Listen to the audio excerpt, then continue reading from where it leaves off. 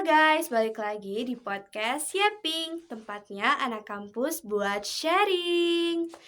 Halo guys, oke, kembali lagi bersama aku Salwa dan di sini aku emang sendirian ya guys ya. Tapi tenang aja, aku bakalan nemenin kalian nih hari ini untuk cerita-cerita tentang kampus gitu ya.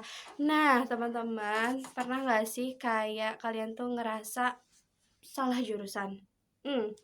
Oke, nah di video kali ini kita akan bahas kenapa sih banyak mahasiswa yang salah jurusan. Oke, kalau menurut aku sih ya, salah jurusan itu apakah benar-benar salah jurusan atau sebenarnya kita lagi capek aja? Oke. Banyak, dari teman-teman aku khususnya gitu ya yang, aku sendiri kan notabene-nya anak ilmu komunikasi dan aku nemuin, beberapa teman aku yang selalu bilang, "Kayaknya aku salah jurusan deh," gitu ya.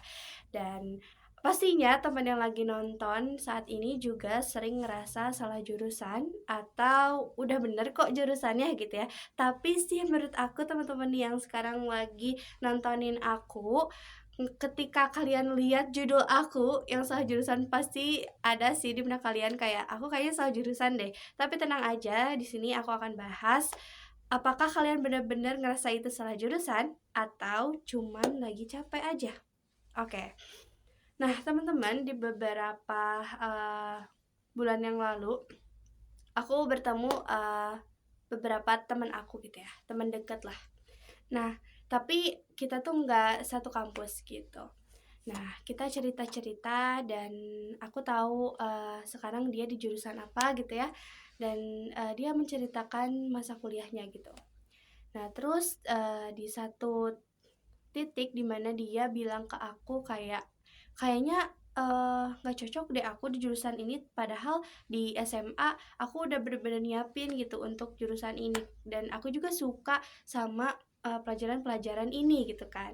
Karena kan kalau misalkan di SMA itu kita mikirnya kita harus mempersiapkan, sesuatu yang kita sukai gitu untuk kedepannya gitu, untuk kita, melanjutkan ke jenjang berikutnya, which is itu perkuliahan gitu.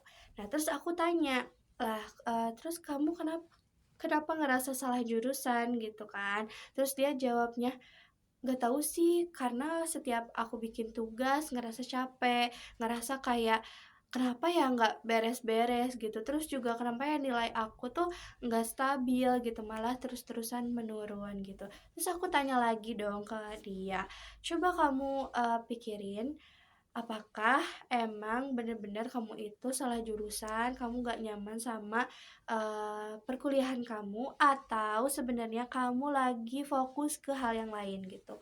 Terus dia pikir-pikir lagi, "Oh mungkin aku juga sih sibuk juga sih di organisasi." Nah itu, kayaknya sih itu ya. Terus tapi aku belum, bisa menyimpulkan kan organisasi juga ya, jadi aku tanya lagi, "Terus kamu ikut organisasi di kampus tuh berapa?"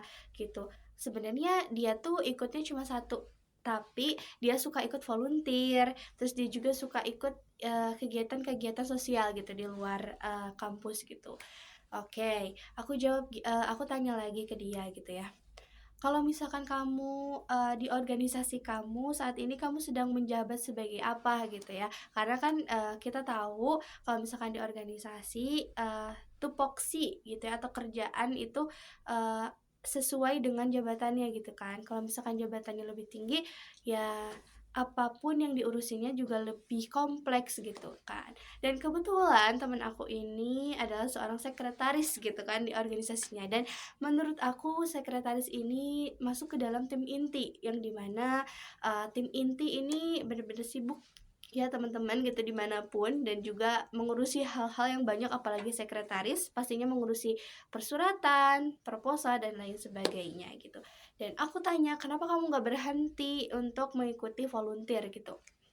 Terus dia bilang, "Ya karena aku suka gitu, aku suka kegiatan sosial gitu, dan ya udah dari situ kayak aku nggak menjudge dia, dan aku nggak menjudge teman-teman juga yang suka volunteer atau organisasi. Tapi kalian harus ingat bahwa prioritas itu harus kalian jaga gitu. Dan di sini aku akan memberikan tips and trick gimana sih cara untuk menjaga prioritas. Oke, yang pertama kalian harus memiliki skala prioritas ya. Oke, kalian sudah masuk di perkuliahan gitu ya, kalian sudah masuk kampus, artinya skala prioritas yang pertama itu adalah kampus atau perkuliahan gitu ya. Nah, jangan sampai perkuliahan ini menjadi opsi kedua atau skala prioritas yang terakhir. Karena bagaimanapun kalian itu harus harus mengingat gitu ya. Mengingat tujuan kalian itu ke kayak tujuan pertama kalian gitu ke kampus itu apa gitu. Dan yang kedua, selain kalian membuat skala prioritas, kalian juga harus memilih apapun yang memang menjadi keputusan kalian gitu. Aku tahu semua keputusan itu pasti ada resikonya gitu, dan kalian harus memilih resiko terkecil dari tanggung jawab yang sedang kalian jalani kayak gitu ya.